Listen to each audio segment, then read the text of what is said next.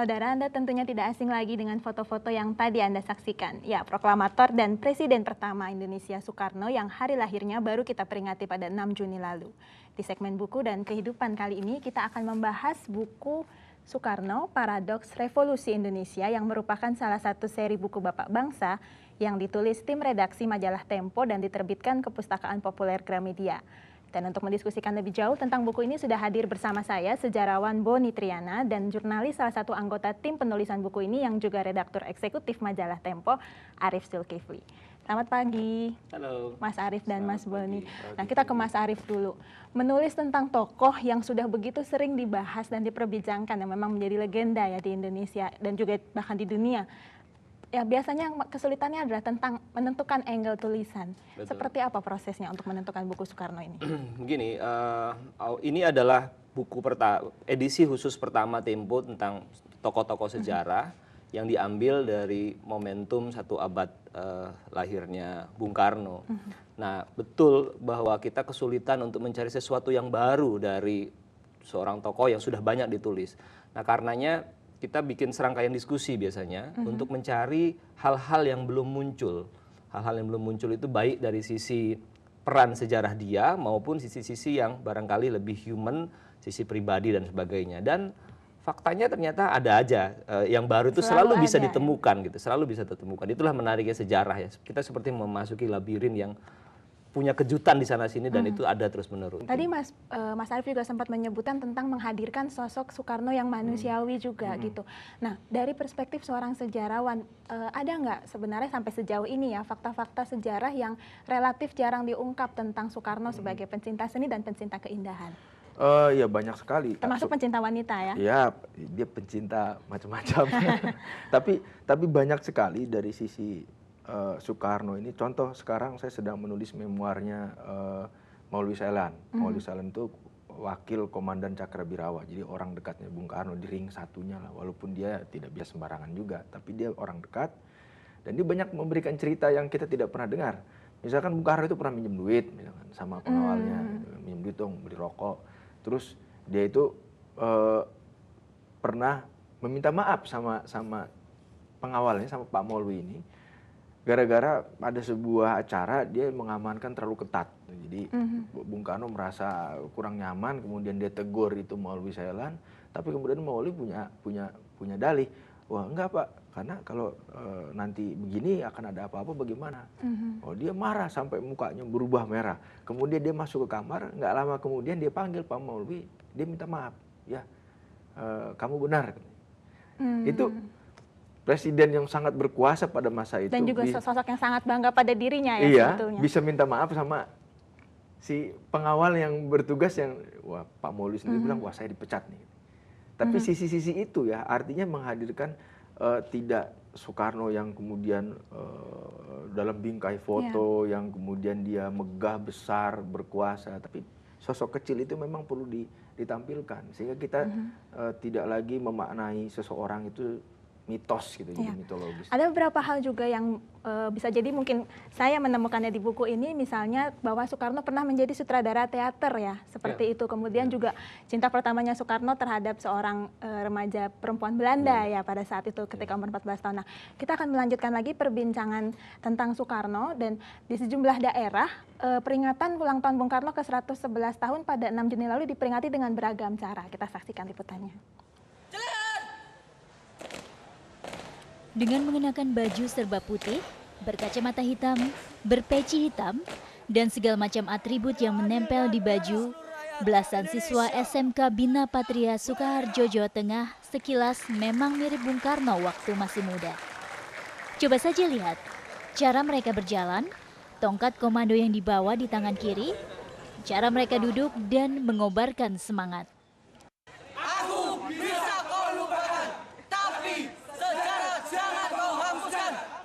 Tak jauh berbeda dengan masa kejayaan Bung Karno zaman dulu. Yaitulah aksi para siswa dalam rangka mengenang semangat Bung Karno dan memperingati hari kelahiran mantan Presiden pertama Republik Indonesia. Mereka menunjukkan kepiawaian dalam baris berbaris. Satu persatu Bung Karno kecil berpidato mengobarkan semangat. Saya akan sampaikan bahwa saya ingin meneruskan cita-cita beliau untuk menjaga negeri ini dari keterjatuhan, keterpurukan, dari generasi-generasi muda yang rusak dan membangkitkan semangat yang baru untuk membangunkan negeri ini menjadi lebih baik. Di akhir kegiatan, seolah-olah berhadap-hadapan langsung dengan sosok Bung Karno yang masih segar bugar, para siswa mengucapkan selamat hari ulang tahun. Nani Hasuti, Kompas TV, Sukoharjo, Jawa Tengah. Ya, Anda masih bersama segmen Buku dan Kehidupan dan masih membincangkan tentang Soekarno. Mas Boni, tadi saya sempat menyebutkan ya, ada hal-hal misalnya bahwa Soekarno itu adalah sebenarnya sutradara teater juga gitu. Dan juga mungkin dia punya kenangan yang buruk tentang ketika dia dihina, ketika dia mencintai seorang gadis Belanda. Bisa diceritakan Mas sedikit tentang itu? Saya mulai dengan gadis dulu. Waktu kecil, sekitar SMP mungkin, ya, kalau nggak salah di Mojokerto. Dia jatuh cinta sama Min Hazel. Min Hazel. Kemudian ya semua orang tahu kisah ini karena itu sangat populer. Dia sangat ingin menikahinya. Kemudian itu bisa dibilang cinta pertama mungkin? Saya nggak tahu cintanya ada berapa.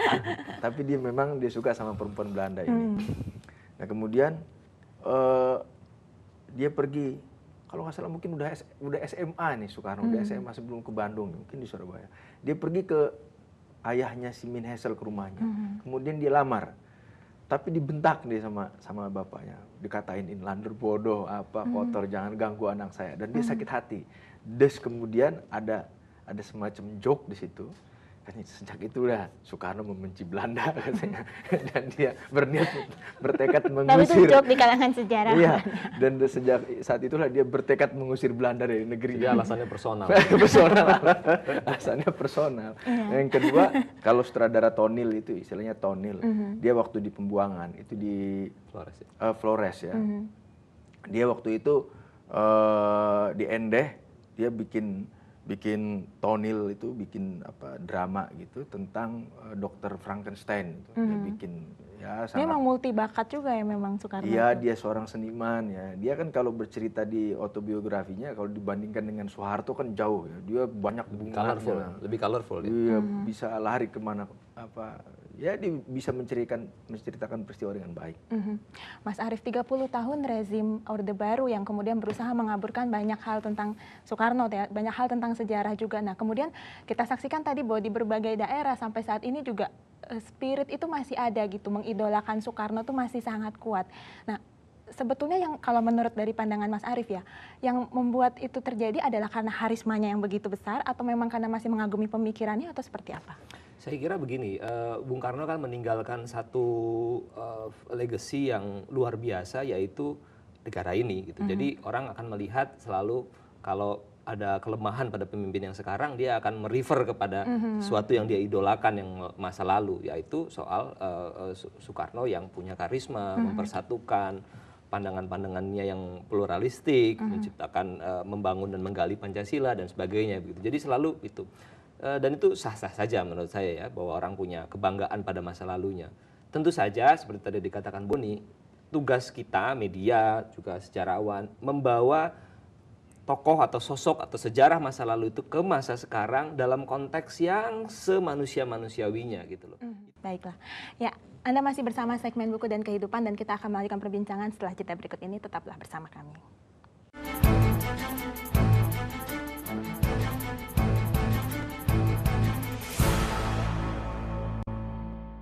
Inilah catatan kelam dunia kejahatan Indonesia. CS File, episode Misteri Pembantaian Kebun Tebu. Selasa 12 Juni jam 9:30 malam. Kompas, Inspirasi Indonesia. Ada yang baru di Juni ini. Ayo, hangatkan suasana rumah dengan kudapan buatan sendiri. Cemal-cemil. Kompas, Inspirasi Indonesia. Waspada, pemicu radikal bebas ada di mana-mana. Masuk ke dalam tubuh, mengikat lemak jahat, menyumbat pembuluh darah, dan tingkatkan risiko jantung koroner. Kini hadir Entrasol, susu tinggi antioksidan dengan profit formula. Bantu cegah risiko jantung koroner dari sekarang. Entrasol Nutrasol, susu tinggi antioksidan. Sesar Sumatera. Inilah satu fakta terpendam di bawah Sumatera. Kala satu lempeng menghujam lempeng lainnya. Panik, sangat panik. Mereka langsung mencari tempat yang tinggi. Ikuti jejak penelusurannya di Ekspedisi Cincin Api, episode Hidup di Atas Detak Jantung Tanah Rencong. Kompas, Inspirasi Indonesia. Di Stand Up Comedy Indonesia Season 2, pertarungan 5 besar dimulai. Stand Up Comedy Indonesia adalah salah satu acara terfavorit saya. Pertarungan 5 besar menjadi pertunjukan yang wajib ditonton. Jadi, jangan lewatkan. Ada yang pernah nonton kartun ini? Snow White, satu cewek tinggal serumah sama 7 cowok. Itu kos-kosan campur juga nggak gitu-gitu amat. Orang Jawa itu senjatanya, kerisnya itu lebih mematikan daripada senjata lain. Pedang, kalau disusuk, jabut, keris ditusuk, dijabut berapa kalinya, 5 besar komik terbaik. Siapakah di antara mereka yang akan tereliminasi? Saksikan Stand Up Comedy Indonesia Season 2, Sabtu 9 Juni jam 8 malam. Kompas, Inspirasi Indonesia.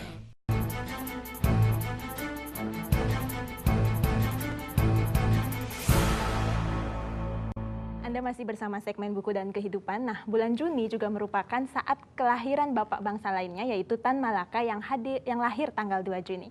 Namun berbeda dengan Soekarno yang berada di garda terdepan dalam sejarah awal pembentukan Indonesia sebagai suatu negara berdaulat, Tan Malaka sebagai bapak republik justru cenderung dilupakan. Dan kali ini kita akan juga membahas Tan Malaka, salah satu seri buku bapak bangsa ini. Nah, Mas Boni, dalam tulisan Anda menyebutkan bahwa Tan Malaka ini seperti mitos, seperti legenda, tapi kemudian sampai diceritakan dia bisa menghilang dan sebagainya. Nah, sebetulnya seperti apa bisa menjadi seperti itu, Mas? Pertama karena dia lebih banyak hidup di luar negeri. Dalam pelarian gitu ya. Dan kedua kita harus bayangkan orang yang hidup di luar negeri itu tidak seperti sekarang. Anda bisa Skype, Anda bisa Twitteran, Anda bisa Facebook. Sehingga tinggal di negeri atas angin itu, kalau kata Pramudia Anantatur, itu seperti orang yang sangat jauh sekali.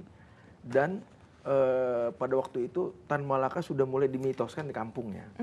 Jadi dia bisa menghilang, dia macam-macam. Dan yang berikutnya yang saya lihat di tulisan saya itu, bagaimana Tan Malaka ketika datang ke sini di tengah kondisi yang sudah berubah sehingga dia menjadi seorang yang tanda kutip asing. Karena ketika dia di pengasingan dan menjadi wakil Komintern untuk wilayah Asia, dia banyak menulis buku dan buku itu kemudian datang ke Indonesia. Hanya bukunya aja, orangnya nggak ada. Anda bisa bayangkan bagaimana seorang penulis yang bukunya begitu menggelora, Narda Republik, Indonesia, semangat muda yang membakar orang untuk berjuang, orangnya nggak ada. Buku yang begitu sangat bahaya kalau dibaca, kemudian dibaca sama orang-orang, orang kan tuh berpikir ini orang siapa? Nah, ketika dia datang ke sini, itu sudah seperti hampir mitos. Sehingga orang banyak mengaku Tan Malaka. Di dalam memoir dia, di dalam dari penjara ke penjara itu dicerita ketika datang ke Medan, dia dengar dari seorang pedagang buku yang mengatakan bahwa baru saja ada Tan Malaka datang ke sini beli buku katanya. Nah, Tan Malaka menulis, padahal saya Tan Malaka. Banyak jadi, yang juga memasukkan banyak orang sosoknya. yang memasukkan sosok Tan Malaka, mengaku-ngaku. Jadi itu dia menjadi mitos lah, hampir menjadi mitos waktu itu. Dan cerita yang berkembang kemudian dikembang-kembangkan, kemudian dibumbuin oleh pengikutnya menjadi dia semakin ya seperti legenda hidup lah. Mas Arief, dalam menulisan Malaka itu kan berarti banyak sekali perdebatan, fakta-fakta juga masih banyak gitu. Nah, apa yang dilakukan oleh tim Tempo pada saat itu? Apakah melakukan jurnalisme investigatif yang seperti apa gitu untuk menulis buku kebetulan ini? Banyak tokoh-tokoh sejarah yang mengenal dan tahu tentang Tan Malaka yang masih bisa diwawancara, yang masih bisa dikumpulkan lagi. Jadi kita bikin serangkaian diskusi, 3-4 kali diskusi waktu itu dengan berbagai macam tokoh sejarah yang sudah senior-senior yang konstruksikan lagi tentang fakta-fakta itu. Siapa Tan Malaka. Tentu saja ada perdebatan di sana sini, tapi jika perdebatan-perdebatan itu tidak bisa ditengahi, maka kita sajikan saja dua versi. Jadi nggak apa-apa, relax saja kita bikin 2 versi itu. Tapi menurut saya betul, Boni, bahwa mitos itu luar biasa, bahkan ketika kita mereportase lagi. Kita misalnya pergi ke Bayah ya. Bayah itu adalah suatu tempat di Banten sana yang menjadi tempat pelarian Tan Malaka pada sekitar menjelang proklamasi kemerdekaan. Ada penduduk yang masih menyimpan foto Tan Malaka. Ada orang yang masih mengenal gitu, sudah tua-tua sekali. Itu luar biasa menurut saya. Itu satu ya. Dan kedua saya kira ada sebuah cerita yang unik dan menarik sekali ketika Tan Malaka datang dari Bayah ke Jakarta karena dorongan dia sudah gemas sekali dengan Soekarno-Hatta yang tidak kunjung memproklamasikan kemerdekaan. Lalu kemudian datang menemui sejumlah anak muda yang seperti kata Boni sudah membaca buku Tan Malaka dan membayangkan kayak apa ini orang. Nah, Tan Malaka datang tidak dengan nama asli. Dia pakai nama Ilyas Hussein. Dia punya banyak sekali nama samaran juga ya. Dia memakai Ilyas Hussein dan berdiskusi dengan sejumlah pemuda, salah satunya saya kira ada Malik ya. Subarjo. Nah, mereka berdiskusi di situ dan anak-anak muda itu bertanya-tanya, jangan-jangan ini Tan Malaka karena pikirannya kok sama betul dengan buku ini. Tapi Ilyas tidak mengaku Tan Malaka sampai akhirnya setelah beberapa hari dia pulang. Dan dia meninggalkan rumah itu dan dipandang dari kejauhan oleh anak-anak muda ini sampai bayangan Tan itu menghilang. Anda bayangkan, ada anak muda, pembaca Tan, pengagum Tan, bertemu dengan Tan Malaka tapi tidak pernah tahu bahwa itulah Tan Malaka. Nah, ini yang disebut oleh Adam Malik sebagai kepedihan sejarah. Luar biasa itu pahitnya. Nah, Tan Malaka itu kan adalah orang yang mungkin bisa dibilang pertama ya merumuskan Republik Negara Indonesia seperti itu ya. Tapi kemudian dan itu mendahului Hatta dan Soekarno ya. Tapi kemudian dia seperti tersisih dari sejarah. Itu bagaimana bisa seperti itu? Pertama, dia tidak bisa masuk ke panggung politik formal. Dan kalau ukuran politik itu kemenangan adalah berkuasa, bukan di situ dia tempatnya. Karena memang dia sendiri tidak punya kader yang kuat. Dia keluar dari PKI. PKI hancur 26. Dia coba dirikan PARI tahun 26, Partai Republik Indonesia. Tapi juga nggak bisa berjalan karena dia ada di pengasingan. Mirip kalau orang bisnis jangan percayain semua orang, harus dijalanin sendiri kan. Partai pun sama, dia tidak sempat mendidik kader-kadernya untuk kemudian memperkuat posisi dan dia menghadirkan dia di panggung politik formal.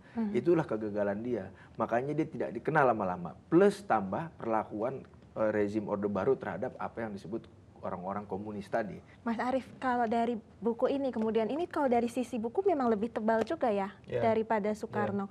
Nah, kemudian prosesnya kemudian untuk bisa merekonstruksi tadi ya sosok Tan Malaka itu ada penemuan-penemuan apa saja yang ditemukan oleh Tempo yang setelah kita membuat serangkaian diskusi, kami kemudian melakukan reportase lapangan ya. Tadi kita bikin reportase ke Bayah misalnya begitu. Lalu kita mencoba mencari apa yang disebut dengan makam Tan Malaka, itu juga salah satu yang misterius gitu. Jadi, nah di edisi Tan Malaka kita sudah memahami dan menerapkan prinsip pembabakan. Jadi sudah mulai ada bab-bab. Itu berbeda dengan pada periode Soekarno. Soekarno itu dalam satu tulisan saja gitu. Nah, ini sudah kita bikin dalam beberapa chapter-chapter yang memudahkan kita memang. Di setiap chapter ada satu angle yang kita pilih begitu.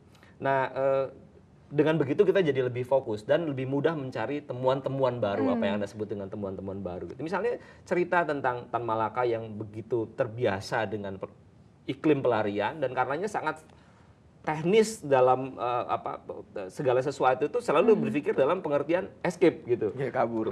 Jadi kalau dia masuk ke satu ruangan misalnya dia tidak akan langsung duduk, dia akan cari apakah ada pintu lain yang memungkinkan dia harus lari. Jadi hidupnya seperti rahasia. Agen rahasia. Kalau dia duduk, dia akan menghadap ke arah pintu masuk. Karena dari situlah orang bisa menggerebek. Dan dia tahu kemana dia harus lari gitu misalnya. Nah, itu kan asik gitu ya. Tan Malaka itu seorang yang menurut saya asik gitu. Dengan segala kepedihannya. Menarik sekali perbincangan kita tentang dua sosok bapak bangsa yang kita peringati hari lahirnya pada bulan Juni, yaitu Soekarno dan Tan Malaka. Dan sebagai pengantar mengenal lebih banyak figur mereka, Anda juga bisa membaca buku ini, yaitu buku seri Bapak Bangsa tentang Soekarno dan Tan Malaka. Ada juga tentang Hatta dan Syahrir ya. Ya, dan saya Feby Indirani, tetaplah menjadikan buku sebagai bagian dari hidup Anda. Sampai jumpa.